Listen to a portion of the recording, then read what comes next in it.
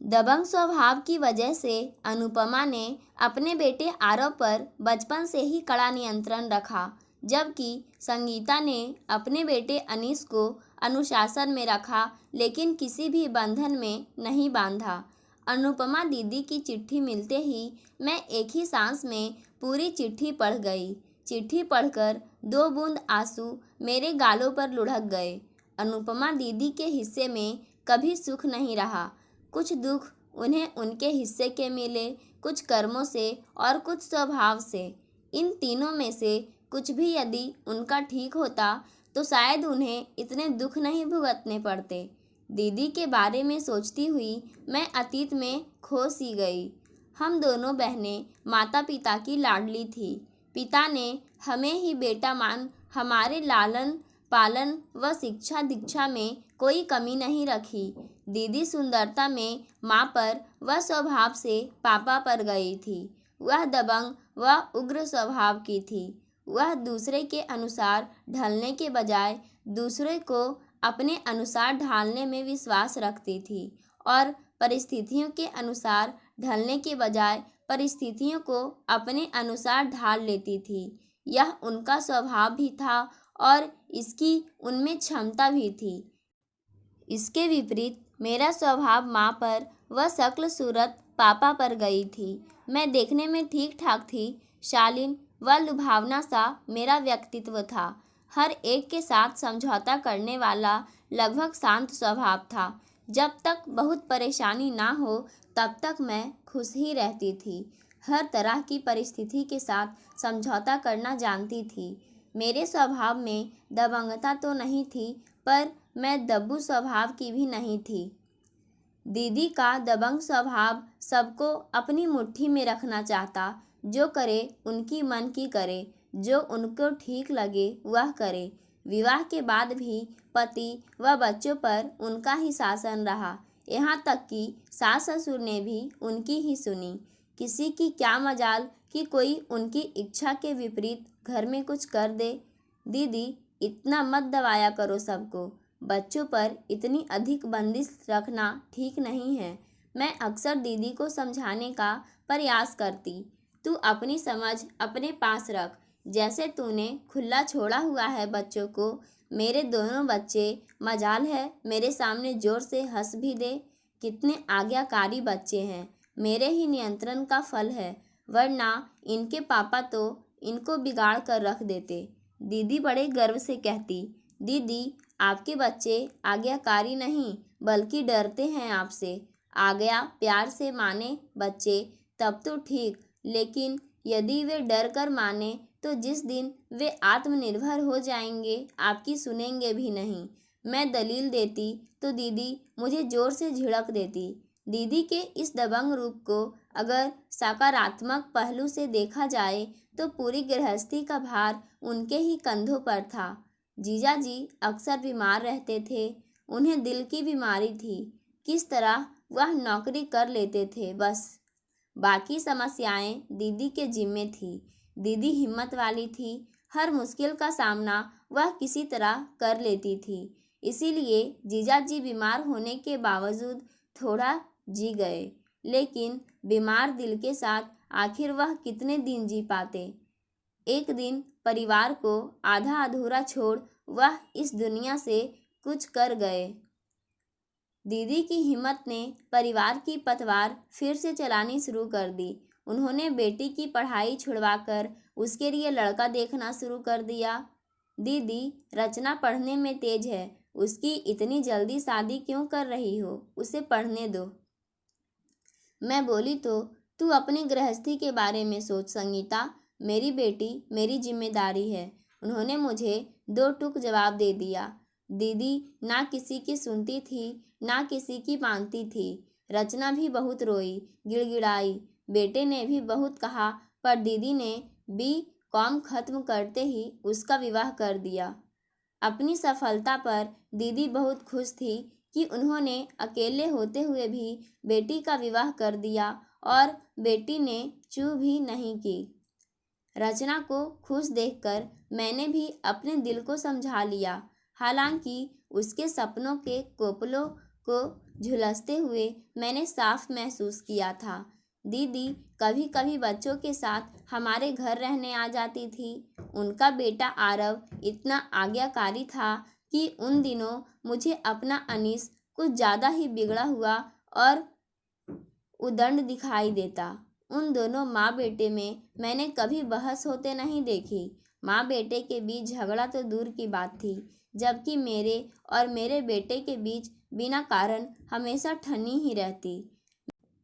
मेरे बेटे को मुझ में कमी ही कमी दिखाई देती है। दीदी अक्सर मुझे टोकती, तू अनीस पर थोड़ी सख्ती रखा कर संगीता, अभी से ऐसा लड़ता है तुझसे तो बड़ा होकर क्या करेगा। तेरी जगह पर मैं होती तो थप्पड़ लगा देती। इतने बड़े बच्चे थप्पड़ से कहाँ काबू होते हैं दीदी। किशोरावस्था से गुजर रहे हैं बच्चे इस समय। थोड़ी बहुत समस्याएं तो होती ही है उनके साथ इस दौर में। मैं दीदी से बात करते हुए बीच का रास्ता अपनाती नहीं, जैसे हम तो इस दौर से कभी गुजरे ही नहीं थे। दीदी तुनक कर कहती, मैं कैसे कहती कि मैंने तो माँ के साथ झगड़ा नहीं भी किया होगा, पर तुम तो हमेशा झगड़ती थी। दीदी के बेटे आरव ने इंजीनियरिंग के बाद MBA किया और प्रतिष्ठित कंपनी में उसे जॉब मिल गई। दीदी बहुत खुश थी। उनको देखकर हम सभी खुश थे। आरव को देखकर दिल खुश हो जाता। आरव खूबसूरत, स्मार्ट, आज्ञाकारी, नम्र स्वभाव का प्रतिष्ठित कंपनी में कार्यरत युवक था। उसे देखकर कोई भी रश्क कर सकता था। एक से एक लड़कियों के रिश्ते उसके लिए आते। दीदी खुद ही सब जगह बात करती। दीदी से कई बार कहा भी मैंने, दीदी हर किसी पर अंधा भरोसा मत किया करो। जिसने भी रिश्ता बताया आप सोचती हो आरव पसंद कर ले, बस हाँ बोल दे तो और क्या देखना है। सब कुछ तो बायोडाटा में लिखा रहता है। शक्ल आरव देख ही लेता है। मैं अधिक परपंच में नहीं पड़ती। आखिर दीदी ने आरव का रिश्ता तय कर ही दिया। आरव के विवाह की तैयारियां होने लगी। विवाह हुआ। सुंदर सलोनी सी बहू घर आई तो सभी खुश थे कि आखिर दीदी ने अपने बच्चों की लाइफ सेटल कर ही दी। मेरा अनीस आरव से 1.5 साल ही छोटा है। उसके नौकरी पर लगते ही मैंने भी शादी के लिए उसके दिमाग के पेंच कसने शुरू कर दिए। अभी कैसे शादी कर सकता हूँ मम्मी, पैसे भी तो चाहिए। इतने कम से कैसे गुजारा होगा।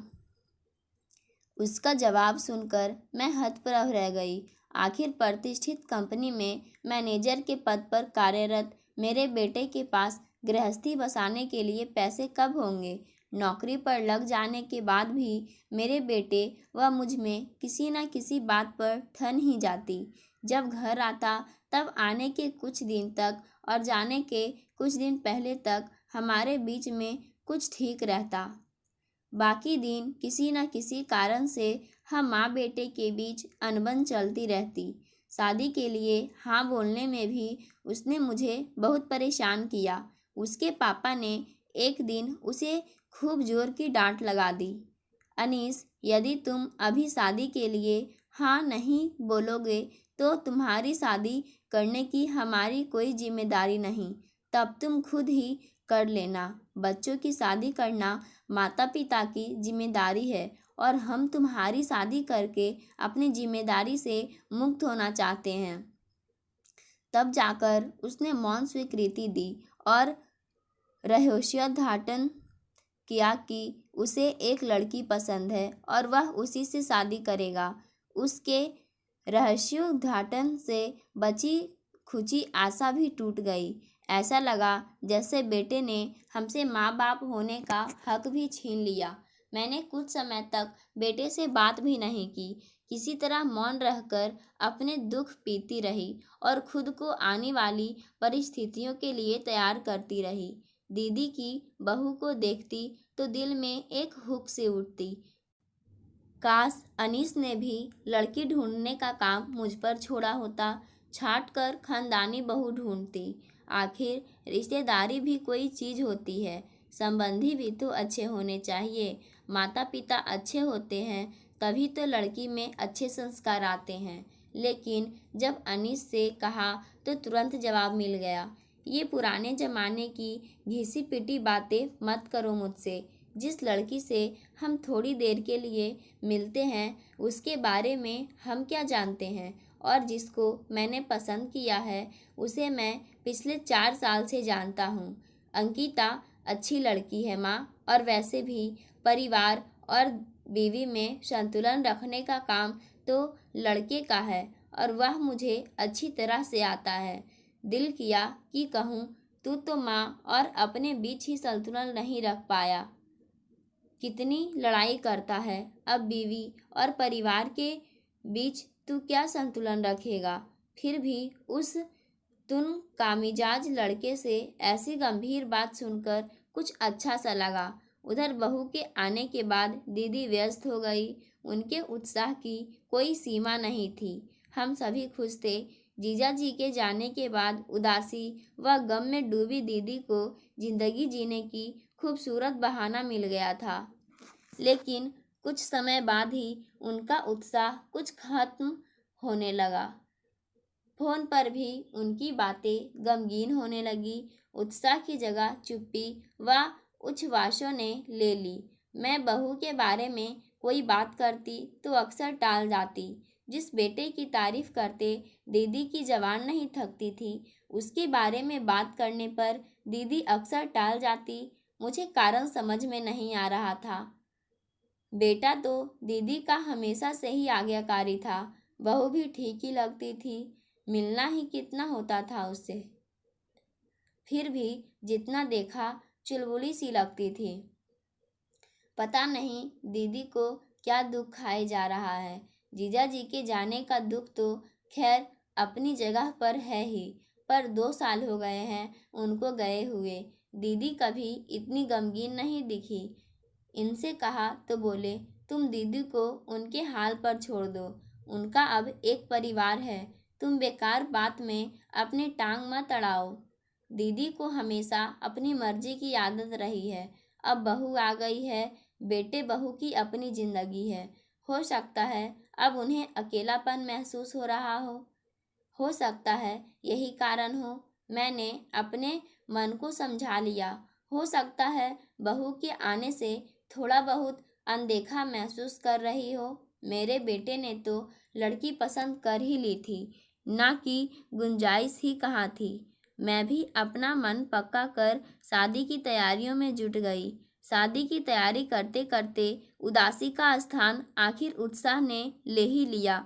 मैं भी भूल गई कि बेटा अपनी मर्जी से ब्याह कर रहा है। शादी में दीदी भी परिवार सहित आई। दीदी की बहू में अब नई बहू का सा छुई मुई नहीं था। आखिर वह भी अब 1 साल के बेटे की माँ बन चुकी थी। आरव भी पहले की तरह माँ की हाँ में हाँ मिलाते नहीं दिखा, बल्कि माँ से बात बात पर टोका टोकी करता व तिरस्कार करता सा दिखा। मुझे आश्चर्य व दुख हुआ जब बेटे ही माँ से इस भाषा में बात करता है। माँ की कमियाँ गिनाता रहता है तो बहू से क्या उम्मीद कर सकते हैं। मुझे अपनी भी चिंता हो आई। मेरा बेटा तो हमेशा लड़ाई में ही बात करता है, अब बहू के सामने भी ऐसे ही बोलेगा तो दूसरी जाति की वह अनजानी लड़की जिसका मैंने इस घर में आने का विरोध भी किया था, मेरी क्या इज्जत करेगी, सास ससुर को क्या मानेगी। खैर विवाह संपन्न हुआ और मेरे बेटे बहू हनीमून पर चले गए। दीदी 1-2 दिन रुकना भी चाह रही थी, पर आरव बिल्कुल नहीं माना। शायद उसको अपने 1 साल के बच्चे की देखभाल की चिंता थी।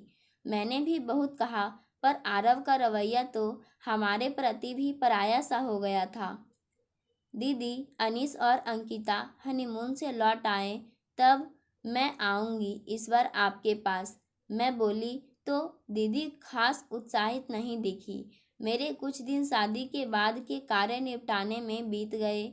लगभग 10 दिन बाद अनीश और अंकिता वापस आ गए। घर आकर भी वे अत्यधिक व्यस्त थे। आए दिन कोई ना कोई उनको डिनर और लंच पर बुला लेता।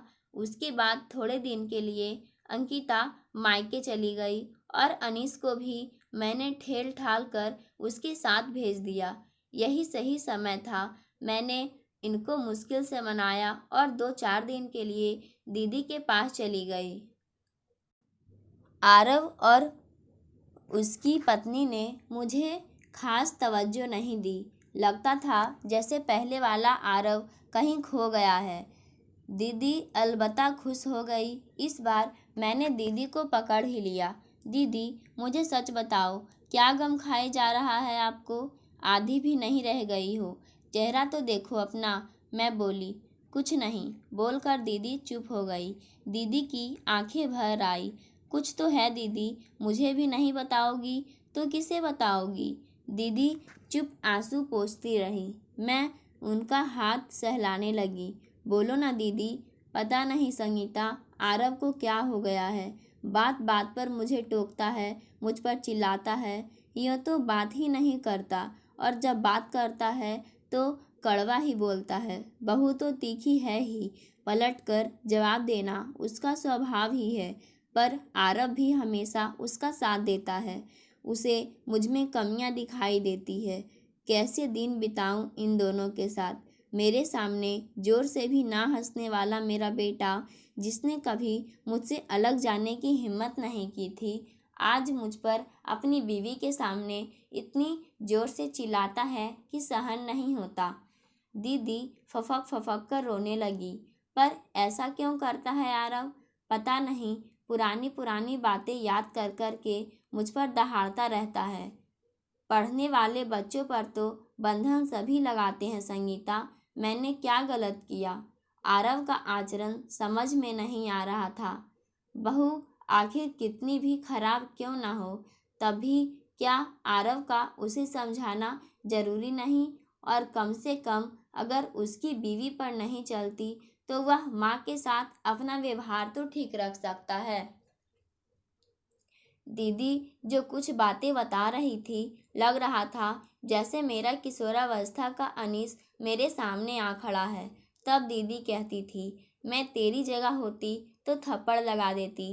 क्या अब आरव को थप्पड़ लगा सकती हैं दीदी? क्या बहू को चुप करवा सकती हैं? दीदी की समस्या अपनों से थी, जिसमें मैं कुछ नहीं कर सकती थी। आरव मेरी सुनने वाला भी नहीं था। फिर भी मैंने एक बार आरव से बात करने की सोची। मैं 2-4 दिन वहाँ रही। मेरे सामने सब कुछ ठीक ही रहा, लेकिन छोटी छोटी बातों में भी मैंने बहुत कुछ महसूस कर लिया। कच्चे पड़ते रिश्तों के धागों की तिड़कन, रिश्तों में आता ठंडापन, बहुत कुछ। एक दिन मैंने आरव को मौका देखकर पास बुलाया और कहा, मैं कुछ कहना चाहती हूँ आरव तुमसे। कहिए मौसी।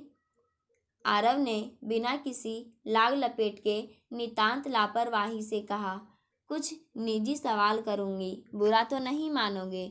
मैं अंदर से थोड़ा घबरा भी रही थी। कहीं ऐसा ना हो कि होम करते हाथ जल जाए।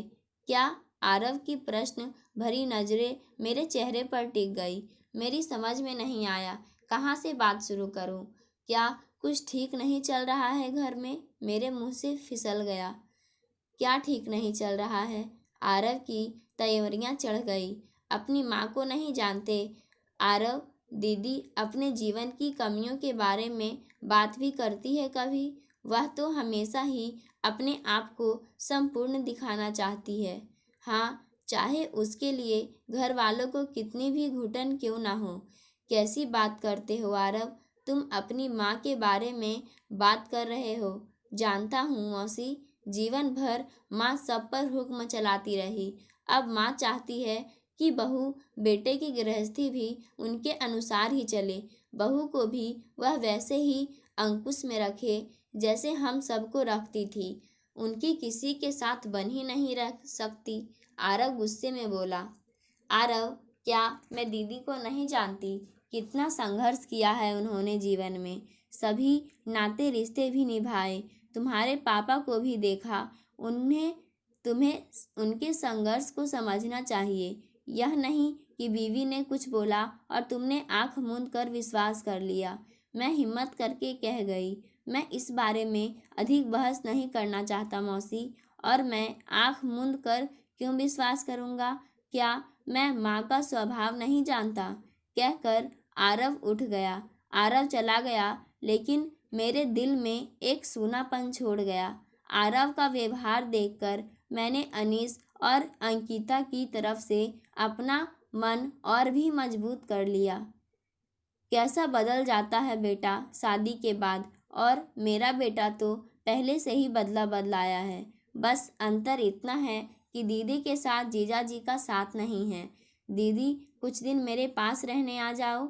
मैंने आते समय दीदी को गले लगाकर सांत्वना दी। उनके घाव पर तो मरहम भी काम नहीं कर रहा था, क्योंकि घाव अपनों ने दिए थे। परायों का मरहम क्या काम करता। घर पहुंची तो 2 दिन घर ठीक ठाक करने में लग गए। अगले दिन अनीस व अंकिता वापस लौट आए। मैं अनायास ही अनीस के व्यवहार में आरव को ढूंढने लगी, लेकिन अभी तो अनीस ही बदला हुआ नजर आ रहा था। पता नहीं कितने दिन का यह बदलाव। मुझसे हर बात पर लड़ने और विद्रोह करने वाला अनीस बीवी के सामने अचानक इतना आज्ञाकारी कैसे हो गया? अनीस मुझसे और अपने पापा से प्यार और इज्जत से बात करता। अंकिता नई लड़की थी, जैसा अनीस को देखती वैसा ही करती।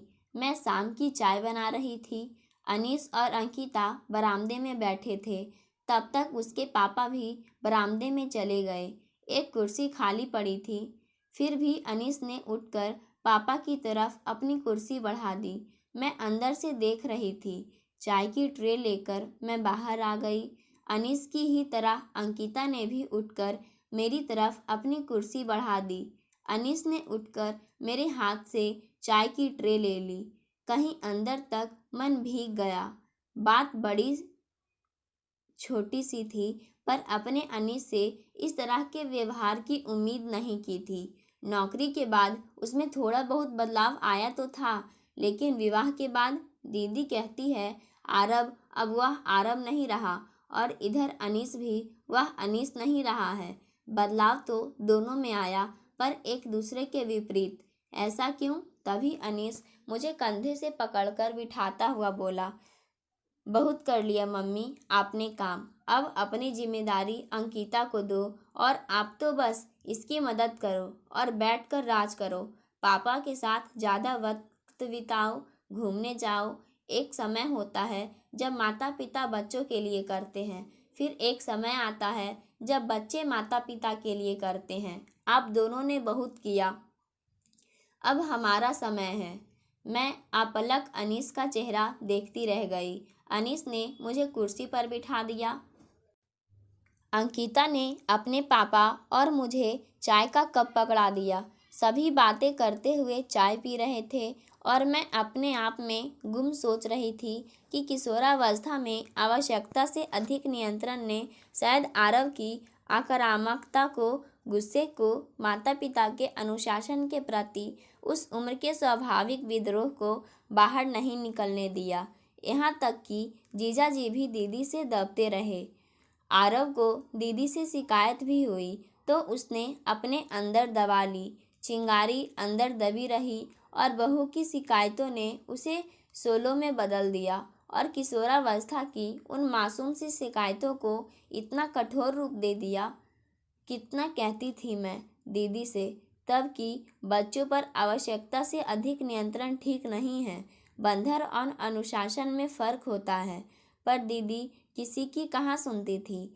बचपन बुनियाद है, और किशोरावस्था दीवारें जिस पर युवावस्था की छत पड़ती है, और शेष जीवन जिसमें इंसान हंसता या रोता है। यही कारण था शायद आरव के आज के इस व्यवहार का, जबकि अनीस ने उस उम्र की सारी भड़ास उसी उम्र में निकाल दी, जिससे उसके दिलो दिमाग में माता पिता के लिए कोई ग्रंथि नहीं पनपने पाई, बल्कि उसने माता पिता के प्रति अपनी जिम्मेदारी को समझा, और शायद कहीं पर अपनी गलतियों को भी। मम्मी क्या सोच रही है? अनीस ने मुझे हिलाया तो मेरी तंद्रा टूटी। मैं अतीत से निकलकर वर्तमान में आ गई। चलिए हम सब रात को शो देखते हैं और बाहर ही डिनर करेंगे। अंकिता को सबका एक साथ जाना पसंद हो ना हो, पर अनीस ने यह बात पूरे आत्मविश्वास से कही। मैंने खुशी से उसका गाल थपथपा दिया। अरे, हम तो अपने ज़माने में खूब गए पिक्चर देखने, अब तुम्हारा समय है, जाओ मैं भी तो देखे। कितने प्यारे लगते हैं मेरे बच्चे साथ साथ चलते हुए, कहकर मैंने उन दोनों को जबरन उठा दिया। हमारे बच्चे कार में बैठ रहे थे और हम दोनों उनको ममता भरी निगाहों से निहार रहे थे। अपना अनीस कितना बदल गया है ना? मैं इनके पास खींच आई। हाँ, यह मेरा गाल थपक कर बोले, मैं तो तुमसे पहले ही कहता था कि तुम किशोरावस्था में उसका व्यवहार देखकर भविष्य की बात मान सोचो। हमारा पालन पोषण का तरीका, हमारे दिए संस्कार उसके भविष्य के व्यक्तित्व का निर्माण करेंगे। अब देखो, अनीस का अपना आत्मविश्वास ही है जिससे वह अपने तरीके से व्यवहार करता है। वह किसी दबाव में ना आकर स्वाभाविक तरीके से रहता है, माता पिता की इज्जत करता है। इसीलिए अंकिता को कुछ समझाना नहीं पड़ता। अनीस उससे कोई ज़बरदस्ती नहीं करता, लेकिन जैसा वह करता है वैसा ही अंकिता भी करने की कोशिश करती है। वरना जब तुम्हारा बेटा ही तुम्हें आदर नहीं देगा, तुम्हारे वजूद को महत्व नहीं देगा, तो बहू से कैसे उम्मीद कर सकते हैं? और इसकी बुनियाद बहुत पहले किशोरावस्था में ही पड़ चुकी होती है। यदि उस उम्र में माता पिता की बच्चों के साथ संवादहीनता की स्थिति रहती है, तो वही स्थिति बाद में विकट हो जाती है। यह बोले तो इनकी बात का विश्वास मुझे अंदर ही अंदर हो रहा था। पाठकों, आज की कहानी यहीं समाप्त होती है। धन्यवाद।